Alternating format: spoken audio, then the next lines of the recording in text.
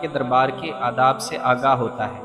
ایلچی نے جرأت سے کچھ سر اور اونچا کر کے کہا، اس انسان کو اسلام کوئی حیثیت نہیں دیتا جو اللہ کے بندوں پر اپنا دربار کا رعب گانٹتا ہے۔ میں تمہارا درباری نہیں، اس سالار کا ایلچی ہوں جسے اللہ کے رسول صلی اللہ علیہ وسلم نے اللہ کی تلوار کہا ہے۔ ہرمز کے سامنے وہ تلوار کھل ہو جائے گی۔ ہرمز نے فرعونوں کے لہجے میں کہا اور ہاتھ بڑھا کر تہمکانہ لہجے میں بولا، لاؤ تمہارے اللہ کی تلوار نے کیا پیغام بھیجا ہے۔ ایلچی نے پیغام اس کے ہاتھ میں دے دیا، جو وہ اس طرح پڑھنے لگا جیسے ازراہ مذاق اس نے ایک کاغذ ہاتھ میں لے لیا۔ پیغام پڑھ کر اس نے اسے مٹھی میں اس طرح بھچوڑ دیا جیسے یہ ایک ردی کا ٹکڑا ہو جسے وہ پھینک دے گا۔ کیا کیڑے مکوڑے یہ خواب دیکھ رہے ہیں کہ وہ ایک چٹان سے ٹکر لے سکیں گے؟